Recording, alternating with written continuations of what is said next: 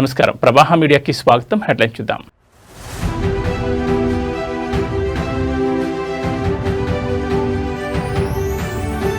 గత అసెంబ్లీలో గంజాయిపై యుద్ధం, గంజాయి రవాణాపై ఉక్కుపాదం మోపుతున్న కూటమి ప్రభుత్వం.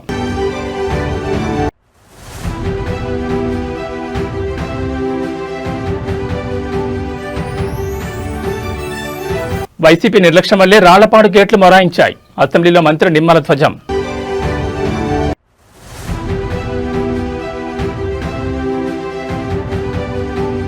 నేడు ముంబై, రేపు ఢిల్లీకి సీఎం రేవంత్ రెడ్డి. కాసేపట్లో మున్సిపల్ శాఖపై కీలక సమీక్ష.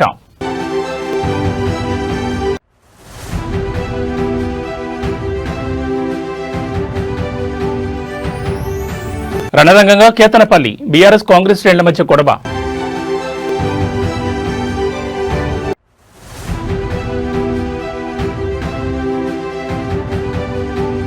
సినీ నటి ప్రత్యూష మృతి కేసులో తీర్పు, సిద్ధార్థరెడ్డి లొంగిపోవాలంటూ సుప్రీంకోర్టు ఆదేశం.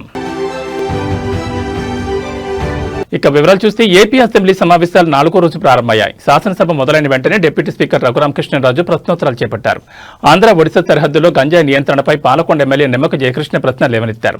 హోంమంత్రి వంగలపూడి అంతే సమాధానమిస్తూ ప్రస్తుతం రాష్ట్రంలో గంజాయి నియంత్రణలో ఉందని, కూటమి ప్రభుత్వం రాగానే గంజాయిపై ఉక్కుపాదం మోపినట్టు తెలిపారు. వైసీపీ హయాంలో రాష్ట్రం గంజాయి కేంద్రంగా మారిందని విమర్శించారు. గత ప్రభుత్వంలో నియంత్రణ లేకుండా పోయిందని హోంమంత్రి ఆరోపించారు. కూటమి ప్రభుత్వం ఏర్పడిన వెంటనే గంజాయి రవాణా, సాగుపై కఠిన చర్యలు చేపట్టిందని వివరించారు. ఈగల్ విభాగాన్ని ఏర్పాటు చేసి గంజాయి రవాణాకు అడ్డుకట్ట వేసినట్లు చెప్పారు. రాష్ట్ర వ్యాప్తంగా 30 చెక్ పోస్టులను ఏర్పాటు చేసి గంజాయి రవాణాను అరికట్టామని తెలిపారు. గంజాయి సాగు, రవాణాపై నిరంతర నిఘా పెట్టామన్నారు. 47 ప్రాంతాల్లో డ్రోన్ల ద్వారా నిఘా చేసి అక్రమ సాగును గుర్తించి ధ్వంసం చేస్తున్నామని వివరించారు. గంజాయి తరలించే వారిపై 1400కు పైగా కేసులు నమోదు చేస్తామని మంత్రి తెలిపారు. గంజాయి వల్ల కలిగే దుష్ఫలితాలపై ప్రజల్లో అవగాహన కల్పిస్తున్నామని అన్నారు. పొరుగు రాష్ట్రాల పోలీసు యంత్రాంగంతో సమన్వయం చేసుకుంటున్నామని హోంమంత్రి వంగలపూడి అనిత పేర్కొన్నారు. 2019 తర్వాత గంజా సాగు ఇంచుమించుగా ఎలా అయిపోయిందంటే గాంజా ఆంధ్రప్రదేశ్గా మన సంగతి మనందరికీ తెలుసు.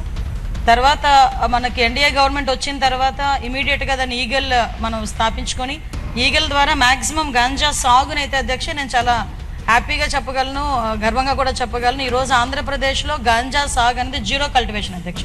ఇప్పుడు ఇంటర్ స్టేట్ చెక్ పోస్టుల కింద సుమారుగా 5 జిల్లాల్లోని కూడా దగ్గర 35కు పైగా చెక్ పోస్టులు పెట్టుకున్నాం అధ్యక్ష. ఆ చెక్ పోస్టుల దగ్గర కూడా ఎస్పెషల్లీ ఇప్పుడు మనకి పాలకొండ కాన్స్టిట్యుయెన్సీకి సంబంధించి రాయగడ, గునుపూర్ దగ్గరలో ఉంటుంది అధ్యక్ష. అక్కడ బత్తిలి అని ఒక చెక్ పోస్ట్ కూడా ఏర్పాటు చేసుకోవడం జరిగింది. ఆ బత్తిలి చెక్ పోస్ట్ కూడా చాలా ఎఫెక్టివ్గా పనిచేయడం వల్ల అట్ ద సేమ్ టైం అక్కడ ఎస్పీ మన్యం జిల్లా ఎస్పీ గారు, అదేవిధంగా అక్కడ రాయగడ ఎస్పీ గారు నిరంతరం కోఆర్డినేషన్ చేయడం వల్ల అటువైపు నుంచి మాక్సిమం ట్రాన్స్పోర్టేషన్ కూడా తగ్గే పరిస్థితి కూడా వచ్చింది అధ్యక్ష. ఇమీడియట్గా ఎవరైనా ట్రాన్స్పోర్ట్ చేసే పరిస్థితి ఉన్నా కూడా ఇమీడియట్గా మన డిపార్ట్మెంట్ వాళ్ళు, ఈగల్ డిపార్ట్మెంట్ వాళ్ళు వెళ్ళి పట్టుకోవడం, వాళ్ళు వెంటనే ఎన్డీపీఎస్ యాక్ట్ల కింద వాళ్ళని అరెస్ట్ చేయడం కూడా జరుగుతుంది. జిల్లాలు దాటి బయటకు వచ్చే పరిస్థితులు కూడా లేకుండా ఇమీడియట్గా చేయడం జరుగుతుంది. అదేవిధంగా అక్కడ అవేర్నెస్ ప్రోగ్రామ్స్ కి కూడా అధ్యక్ష ఇంచుమించుగా ఓన్లీ ఈ మన్యం జిల్లా అంటే ఉత్తరాంధ్రకి సంబంధించిన 5 జిల్లాల్లోని దగ్గర 47 డ్రోన్స్ ని కూడా వైజాగ్ రేంజ్ లో 47 డ్రోన్స్ ఎస్పెషల్లీ గాంజా కల్టివేషన్ మీద, గాంజా ట్రాన్స్పోర్టేషన్ మీద ఒక సర్వేలెన్సెస్ కూడా నడుపుతున్నామని చెప్పడానికి కూడా హ్యాపీ ఫీల్ అవుతున్నాను అధ్యక్ష. మా విశాఖపట్నం రేంజ్ డిఐజీ గోపీనాథ్ జెట్టి గారు కూడా ఒక కార్యక్రమం తీసుకున్నారు. పాయక్రోపేట టు ఇచ్చాపురం అభ్యుదయం అని చెప్పి ఒక సైకిల్ యాత్ర, కంటిన్యూస్ గా సైకిల్ యాత్ర చేస్తూ ప్రతి గ్రామాన్ని కూడా టచ్ చేసుకుని అవేర్నెస్ ప్రోగ్రామ్ తీసుకుని వెళ్ళారు అధ్యక్ష. ముగింపు కూడా మన ఇచ్చాపురం శాసనసభ్యులు అశోక్ గారి ఆధ్వర్యంలో చాలా మంచిగా జరిగింది. ఏపీ అసెంబ్లీలో ప్రశ్నోత్తరాలు కొనసాగుతున్నాయి. ప్రకాశం జిల్లాలోని రాళ్లపాటు రిజర్వాయర్ ఎడమ కాలువ పనుల పురోగతిపై సభ్యులు అడిగిన ప్రశ్నలకు మంత్రి నిమ్మల రామానాయుడు సమాధానమిచ్చారు. రాళ్లపాటు రిజర్వాయర్ 1.10 టీఎంసీ నీటి నిల్వ సామర్థ్యంతో 16,000 ఎకరాల సాగు, 116 గ్రామాలకు తాగునీరు అందిస్తోందని తెలిపారు. కుడి కాలువ ద్వారా 14,500 ఎకరాలు, ఎడమ ప్రధాన కాలువ 1,500 ఎకరాలకు సాగునీరు అందుతోందని మంత్రి వివరించారు. నాడు టీడీపీ ప్రభుత్వం రాళ్లపాడు ఎడమ ప్రధాన కాలువ విస్తరణకు 36.50 కోట్ల నిధులు కేటాయించి పనులు చేపట్టినట్లు తెలిపారు. అయితే గత వైసీపీ ప్రభుత్వం పనులను రద్దు చేసి టెండర్లను ఫ్రీ క్లోజర్ చేస్తుందని విమర్శించారు. నాటి వైసీపీ ప్రభుత్వంలో రిజర్వాయర్ గేట్ల మరమ్మతులకు గ్రీజ్ పెట్టడానికి, మెయింటెనెన్స్ పనులకు ₹1 కూడా ఇవ్వలేదని తెలిపారు. గత ప్రభుత్వ నిర్లక్ష్యం కారణంగా 2024 డిసెంబర్లో కుడి కాలువకు నీరు వదిలేందుకు స్టాఫ్ లాక్ గేట్లు ఎత్తేందుకు ప్రయత్నిస్తే గేటు లేవని పరిస్థితి నెలకొందన్నారు. రిజర్వాయర్ నిండుగా ఉన్నా సకాలంలో నీరు అందక రైతులు పంటలు ఎండిపోయే పరిస్థితి వచ్చిందన్నారు. వైజాగ్, పోలవరం నుంచి ట్రబుల్ షూటర్ పరశురామరెడ్డి వంటి నిపుణులను తీసుకొచ్చిన స్టాఫ్ లాక్ గేట్ ఎత్తలేకపోయారని తెలిపారు. వెంటనే జిల్లా కలెక్టర్ ప్రాజెక్టు అధికారులతో మాట్లాడి మోటార్లు ఏర్పాటు చేసి రైతులకు సాగునీరు అందించామని మంత్రి వెల్లడించారు. ఏదైతే రాళ్లపాడు రిజర్వాయర్ ప్రాజెక్టు మరి 16,000 ఎకరాల సాగునీరుకి 116 గ్రామాల త్రాగునీరుకి 1.10 టీఎంసీల సామర్థ్యంతో నిర్మాణం చేసినటువంటి రిజర్వాయర్ అధ్యక్ష. అయితే ఈ రిజర్వాయర్కి సంబంధించి గౌరవ సభ్యులు చెప్పినట్టుగా మరి కుడి కాలువ నుంచి 14,500 ఎకరాలు, అదేవిధంగా ఎడమ కాలువకు సంబంధించి 1,500 ఎకరాలు మరి యొక్క సాగునీరు అందిస్తున్నటువంటి కార్యక్రమంలో భాగంగా ఈ యొక్క ఎల్ఎంసి అంటే ఏదైతే ఈ ఎడమ ప్రధాన కాలువ ఏదైతే లెఫ్ట్ మెయిన్ కెనాల్ ఉందో ఈ లెఫ్ట్ మెయిన్ కెనాల్కు సంబంధించినటువంటి పనులు అసంపూర్తిగా నిలిచిపోయినటువంటి స్థితిలో గతంలో తెలుగుదేశం ప్రభుత్వం అధికారంలో ఉన్నప్పుడు 2018లో 36.50 కోట్ల రూపాయలు ఆ రోజు నిధులు మంజూరు చేయడం జరిగింది అధ్యక్ష.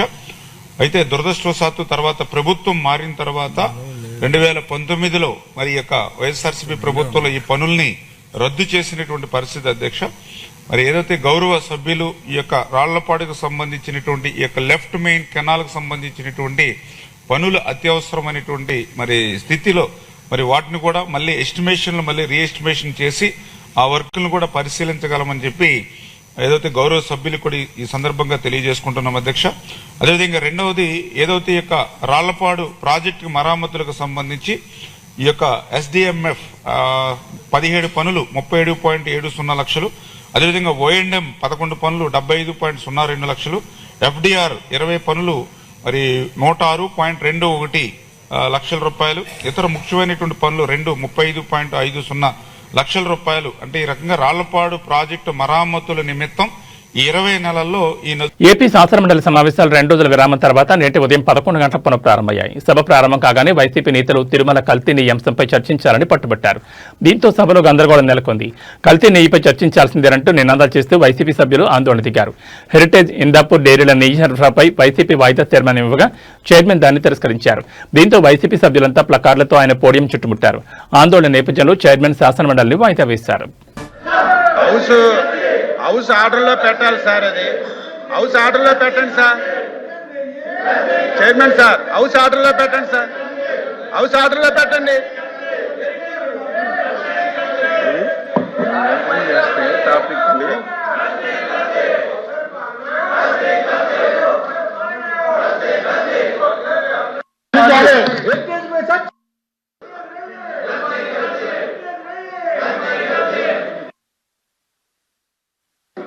వైసీపీ వాళ్ళు చేసిన పాపాల నుంచి ప్రజల దృష్టి మరల్చడానికి ఈ డ్రామా ఆడతారు అధ్యక్ష.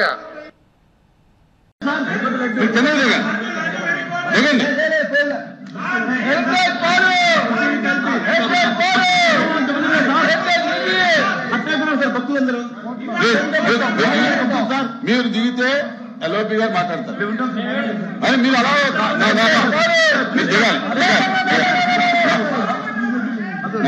దిగాలి, మీరు దిగాలి.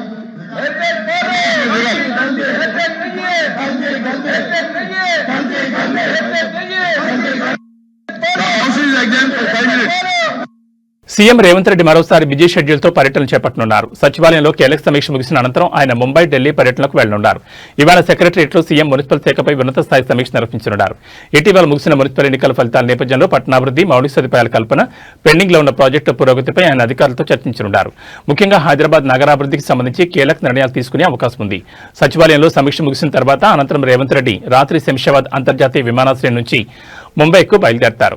రాత్రికి ఆయన ముంబైలోనే బస చేస్తారు. రేపు ముంబైలో జరగనున్న ప్రతిష్టాత్మక క్లైమేట్ వీక్ కార్యక్రమంలో ముఖ్యమంత్రి పాల్గొనున్నారు. పర్యావరణ పరిరక్షణ, గ్రీన్ ఎనర్జీ, సుస్థిర అభివృద్ధిపై ఈ సదస్సులో ఆయన ప్రసంగించనున్నారు. ఆ కార్యక్రమం ముగిసిన వెంటనే రేపు సాయంత్రం ముంబై నుంచి నేరుగా దేశ రాజధాని ఢిల్లీకి చేరుకుంటారు. ఎల్లుండి కేంద్ర ప్రభుత్వం నిర్వహించే ఓ అధికారిక కార్యక్రమంలో సీఎం రేవంత్ పాల్గొంటారు. ఈ సందర్భంగా రాష్ట్రానికి సంబంధించిన పెండింగ్ నిధులు, విభజన హామీలు, అభివృద్ధి ప్రాజెక్టుల విషయంలో కేంద్ర మంత్రులతో భేటీ అయ్యే అవకాశం ఉంది.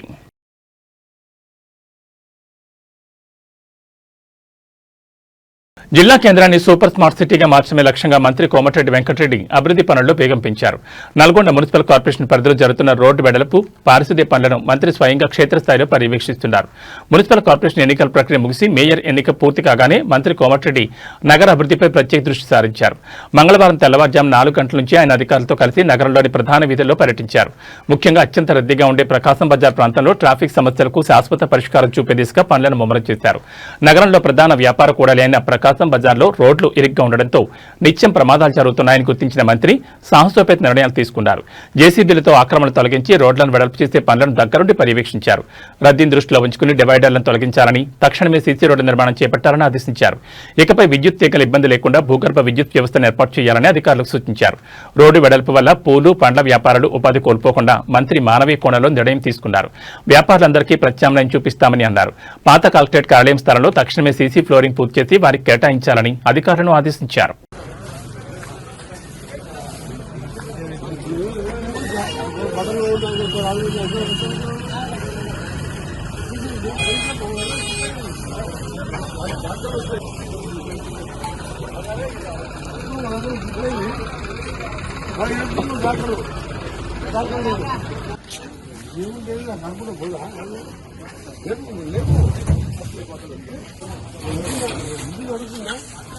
నడుస్తుంది సార్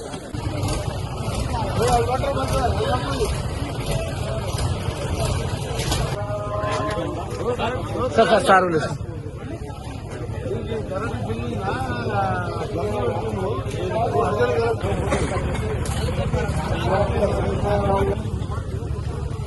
నమ్మను నమ్మను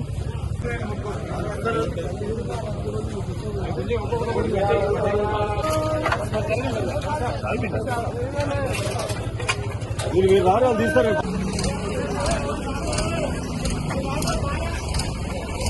మంచిర్యాల జిల్లా కేతనపల్లిలో మున్సిపల్ చైర్మన్, వైస్ చైర్మన్ ఎన్నికల్లో ఉద్రిక్తత నెలకొంది. కేతనపల్లి మున్సిపల్ కార్యాలయానికి బీఆర్ఎస్, సిపిఐ అభ్యర్థులు భారీ బందోబస్తు చేరుకున్నారు.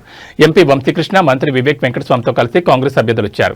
ఈ క్రమంలో బీఆర్ఎస్, కాంగ్రెస్ నాయకుల మధ్య వాగ్వాదం జరిగింది. అది కాస్త ముదరడంతో ఇరు వర్గాలు ఒకరిపై ఒకరు దాడులు చేసుకున్నారు. దీంతో రంగంలోకి దిగిన పోలీసులు లాఠీచార్జ్ చేసి పరిస్థితిని అదుపులోకి తీసుకొచ్చారు. ఈ ఘటనలో పలువురు స్వల్పంగా గాయపడ్డారు. వారిని ఆసుపత్రికి తరలించి చికిత్స అందిస్తున్నారు. మరోవైపు పోలీసులు అధికారులను అడ్డం పెట్టుకుని మరోసారి కాంగ్రెస్ పార్టీ మున్సిపల్ పీఠం దక్కించుకునేందుకు కుట్రలు పన్నింది. నిన్న జనగాంలో చేసినట్లుగానే బీఆర్ఎస్ కౌన్సిలర్లను చైర్మన్ ఎన్నికల్లో పాల్గొనివ్వకుండా పోలీసులు అక్రమ కేసులు పెట్టి అడ్డుకున్నారు. చైర్మన్, వైస్ చైర్మన్ ఎన్నికల్లో పాల్గొనేందుకు వెళ్తున్న కేతనపల్లి మున్సిపాలిటీ 21వ వార్డు బీఆర్ఎస్ కౌన్సిలర్ స్వర్ణలతను మంగళవారం పోలీసులు అడ్డుకున్నారు. ఆమెపై కేసు నమోదైందని ఆమెను అదుపులోకి తీసుకున్నారు. దీనిపై ఎమ్మెల్యే కోవా లక్ష్మి, మాజీ ఎమ్మెల్యే బాలకసుమన్ మండిపడ్డారు.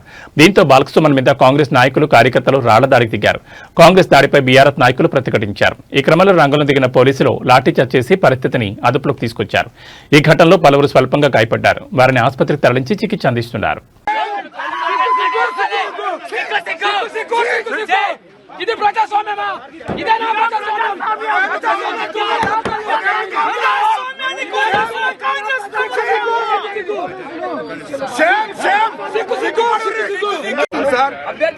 వివేక్ కోసం పనిచేస్తున్న తీరు మీడియా అంతా చూస్తున్నారు సార్, ప్రపంచం అంతా చూస్తున్నారు సార్.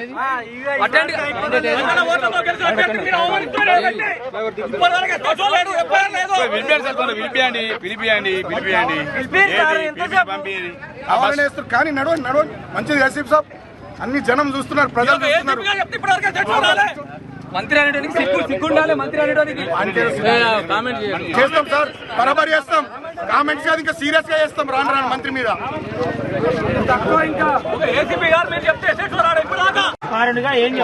వాళ్ళకి చెప్పేది ఏముంది, పోలీసులు అంతా కాంగ్రెస్ పార్టీ ఏజెంట్లు, ఇక్కడ ఉండే ఎస్ఐ శ్రీధర్ తో సహా, ఏసీపీలు, తర్వాత సిఐలు. సరే మా టైం కాదు ఇప్పుడు, కాంగ్రెస్ టైం, మా టైం వస్తుంది. నా ఏజ్ 42, ఇంకా 30-35 ఏళ్ళు ఈ ఏరియాలో రాజకీయాలు చేస్తే ప్రజా జీవితంలో ఉంటా. మా టైం వస్తుంది, చూసుకుందాం. జై తెలంగాణ. కాంగ్రెస్ పార్టీకి ఊడిగం చేస్తుంది మంత్రి వివేక్, ఊడిగం చేస్తుంది. It's shame. నేను 10 ఏళ్ళు గవర్నమెంట్ నడిపిన, 5 ఏళ్ళు ఎంపీ, 5 ఏళ్ళు ఎమ్మెల్యే, గవర్నమెంట్ విప్పు. నేను ఇట్లా చేయాలి, ఇట్లా వాడాలి. మీ పోలీసులను మిస్టర్ రాజ్ కుమార్, వెంకటేశ్వర్ గారు, రాజశేఖర్, నేను అందరినీ చూస్తున్నాను. నేను పోలీసు వాళ్ళను మళ్ళా 2 ఏళ్ళకి గవర్నమెంట్ వస్తుంది, మళ్ళా వస్తుంది గవర్నమెంట్, గుర్తుపెట్టుకోండి. మళ్ళా గవర్నమెంట్ వస్తుంది. వీడు వివేక్ అంటే శాశ్వతం కాదు. వివేక్ అంటే శాశ్వతం కాదు సార్. వివేక్ అంటే నేను కూడా పర్సనల్ గా నేను రెస్పెక్ట్ ఇస్తా. మంత్రిగా ఆయన చేస్తున్న రచకం కరెక్ట్ కాదు. చెన్నూరులో 11 వచ్చినాయి కాంగ్రెస్, నేను డిస్టర్బ్ చేస్తున్నాను. 18లో, ఇక్కడ 22లో మాకు 14 వచ్చినాయి. Why is disturbing? డెమోక్రసీ ఉన్నట్ట సచ్చినట్ట? మీరు కూడా ఇంతకుముందు మా గవర్నమెంట్ డ్యూటీలు చేసిరుగా పోలీసు వాళ్ళు.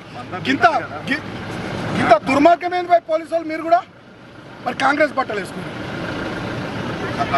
కొంచెం సరే మీకు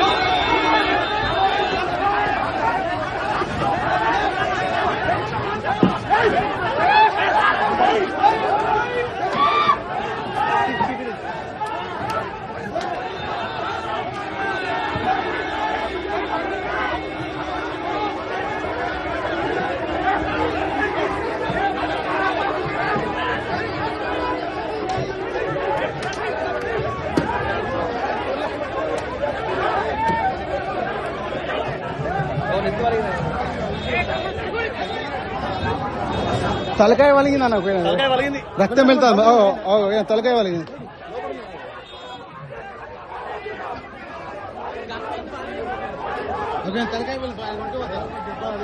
మహబూబాబాద్ జిల్లా తొర్రూరు మున్సిపాలిటీలో చైర్మన్ ఎన్నిక వేళ రాజకీయం వేడెక్కింది. వరంగల్ జిల్లా పర్వతగిరి నుండి బీఆర్ఎస్ కౌన్సిలర్లతో బయలుదేరిన బస్సును పోలీసులు అడుగడుగున అడ్డుకోవడంతో తీవ్ర ఉద్రిక్తత నెలకొంది. అన్నారం వద్ద బస్సును నిలిపేసిన పోలీసులు మాజీ మంత్రులు ఎర్రబెల్లి దయాకర్రావు, పెద్ది సుదర్శన్ రెడ్డి, మాజీ ఎంపీ ఆరూరు రమేష్లను బలవంతంగా కిందకు దించే ప్రయత్నం చేశారు. దీనిపై బీఆర్ఎస్ నాయకులు తీవ్రస్థాయిలో ధ్వజమెత్తారు. కాంగ్రెస్ ఎమ్మెల్యేలు కేఆర్ నాగరాజు, నాయన్ రాజేందర్ రెడ్లను తొర్రూరుకు వెళ్లనిచ్చి మమ్మల్ని ఎందుకు అడ్డుకుంటున్నారు అని పోలీసులు నిలదీశారు. ఈ క్రమంలో పోలీసులు బీఆర్ఎస్ కార్యకర్తల మధ్య తోపులాట జరిగింది. చివరికి ఉద్రిక్త పరిస్థితుల నడుమ ఎర్రబెల్లి దయాకర్రావు స్వయంగా పోలీసుల వలయాన్ని దాటుకుంటూ బస్సును తొర్రూరు మున్సిపల్ కార్యాలయం వైపు తరలించారు. ఈ ఘర్షణ నేపథ్యంలో అక్కడ 144 సెక్షన్ విధించారు.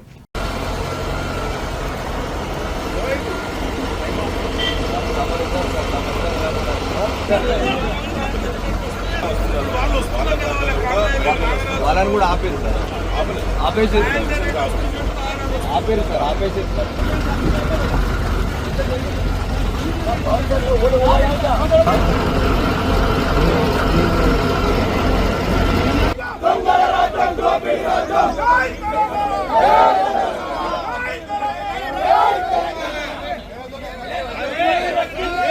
తొర్రూరు మున్సిపాలిటీ పీఠం బీఆర్ఎస్ కు దక్కకుండా ఉండాలని కాంగ్రెస్ నీచ రాజకీయాలకు పాల్పడుతోంది. నిన్న మున్సిపల్ చైర్మన్ ఎన్నిక సందర్భంగా మహబూబాబాద్ జిల్లా తొర్రూరులో ఉద్రిక్త వాతావరణం నెలకొంది.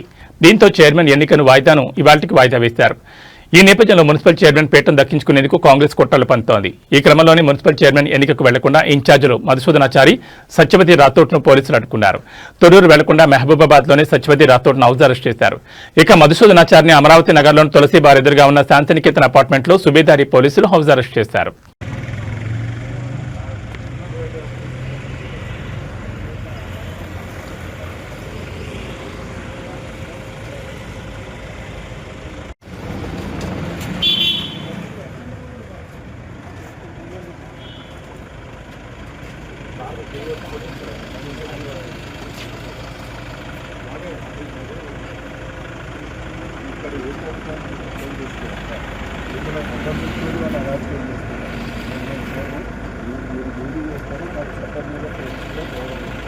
కానీ నాకు మెజార్టీ ఉన్న చోట వాళ్ళు అరాచకం చేసుకుంటా ఏం పోకుండా మీరు ఆపి మీరు సపోర్ట్ చేసుకున్నట్టు అంటే ఇంట్రెస్ట్గా ఏంటంటే ఈ గొడవలు జరుగుతున్న ఉద్దేశంతో గొడవలకు పోతాను కదా పోతాను కదా అక్కడ పోతే అవకాశాలు ఎట్టి పరిస్థితులలో మీరు వచ్చి నన్ను అరెస్ట్ చేస్తున్నారు. నేను శాంతి భద్రతలకు వివాదం అందించాలని నేను చూస్తే పక్కన నీచమైన నగరంలోని మణికొండ ప్రాంతంలో ఇవాళ ఉదయం భారీ ప్రమాదం చోటు చేసుకుంది. ప్రధాన నీటి సరఫరా మార్గమైన మంజీరా పైప్లైన్ ఒక్కసారిగా పేలిపోవడంతో స్థానికులు తీవ్ర భయాందోళన గురయ్యారు.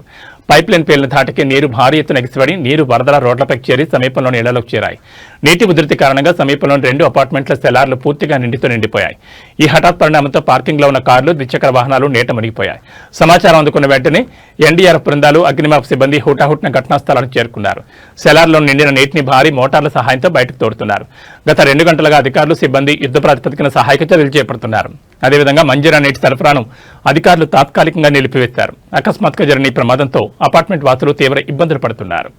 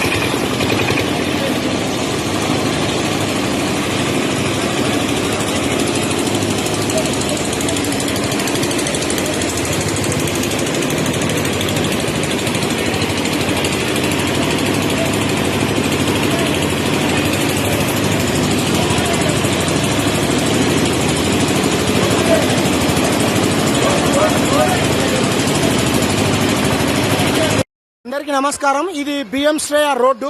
అందరికీ నమస్కారం. ఏమైందో తెలియట్లేదు. బిఎం శ్రేయ పైప్ లైన్ రోడ్డుకి ఇక్కడ మొత్తం అపార్ట్మెంట్స్ అన్ని వాటర్ నిండిపోతుంది. ఎక్కడ పైప్ లైన్ నిండిపోయింది. Please come and help. Obulapuram mining company అక్రమ మైనింగ్ కేసులో సీనియర్ ఐఏఎస్ అధికారిని శ్రీలక్ష్మికి గట్టి ఎదురుదెబ్బ తగిలింది.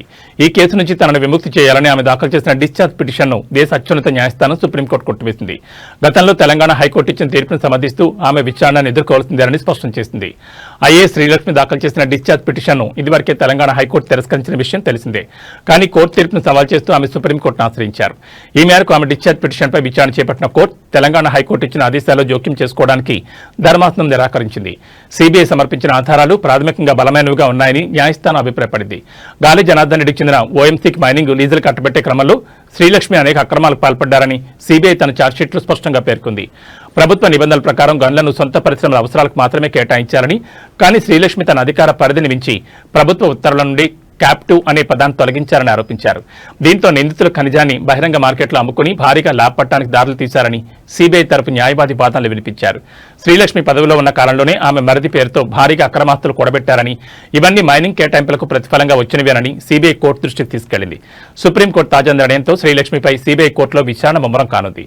ఇప్పటికే ఈ కేసులో ప్రధాన నిందితుడు గాలి జనార్దన్ రెడ్డి సహా పలువురికి జైలు శిక్షలు ఖరారైన నేపథ్యంలో ప్రస్తుతం సీనియర్ ఐఏఎస్ శ్రీలక్ష్మి కూడా ఉచ్చు బిగిస్తోంది.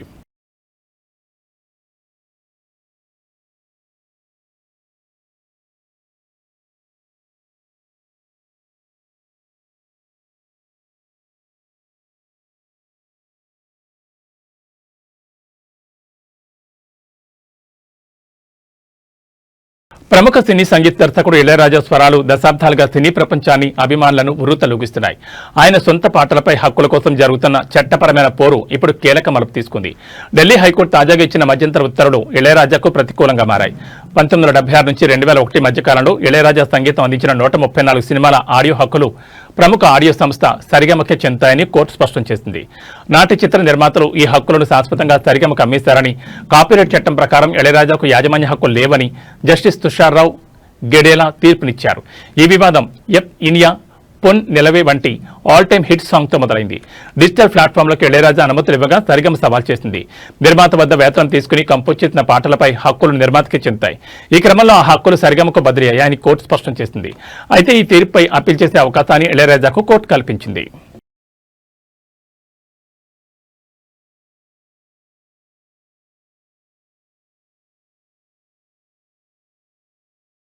ప్రముఖ టాలీవుడ్ సినీ నటి ప్రత్యూష మృతి కేసులో సుప్రీంకోర్టు తుది తీర్పును వెలువరించింది. 2 దశాబ్దాలకు పైగా నడుస్తున్న ఈ కేసులో జస్టిస్ మనోజ్ మిశ్రా, జస్టిస్ మన్మోహన్తో కూడిన ధర్మాసనం కీలక తీర్పును వెలువరించింది.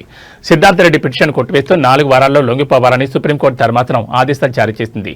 సినీ నటి ప్రత్యూష 2002 ఫిబ్రవరి 23 మృతి చెందారు. ఈ కేసులో నిందితుడు సిద్ధార్థ రెడ్డికి హైదరాబాద్ మెట్రోపాలిటన్ సెషన్స్ కోర్టు 5 ఏళ్లు జైలు శిక్ష విధించింది.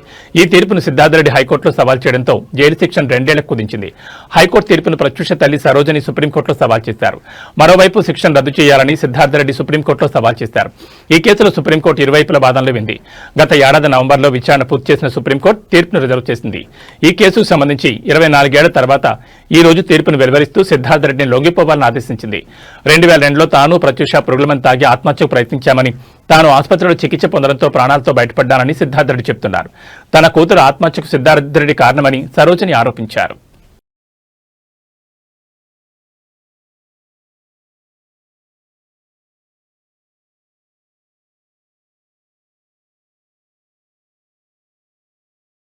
వివాహాలు, శుభకార్యాల సీజన్ మొదలైన వేళ బంగారం ధరలు ఒక్కసారిగా దిగొస్తున్నాయి. అంతర్జాతీయ మార్కెట్లో చోటు చేసుకున్న పరిణామాల ప్రభావంతో తెలుగు రాష్ట్రాల్లో బంగారం, వెండి ధరలు వరుసగా 2వ రోజు కూడా తగ్గుముఖం పట్టాయి.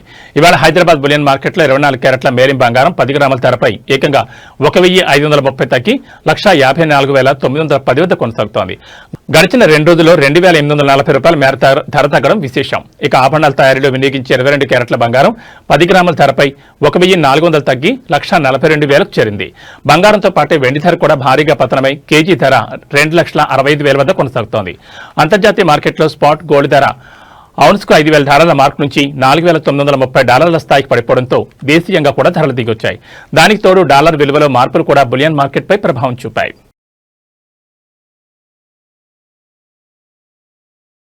ఇక బులెటిన్ ముగించే ముందు హెడ్లైన్స్ మరోసారి.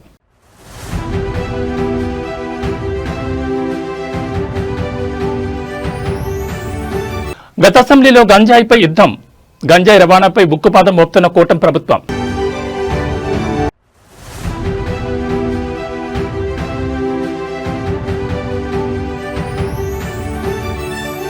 వైసీపీ నిర్లక్ష్యం వల్లే రాళ్లపాడు గేట్లు మొరాయించాయి. అసెంబ్లీలో మంత్రి నిమ్మల ధ్వజం.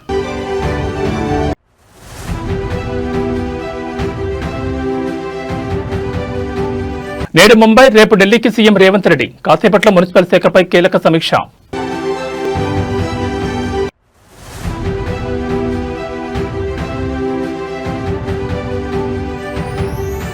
రణరంగంగా కేతనపల్లి. బీఆర్ఎస్ కాంగ్రెస్ శ్రేణుల మధ్య గొడవ.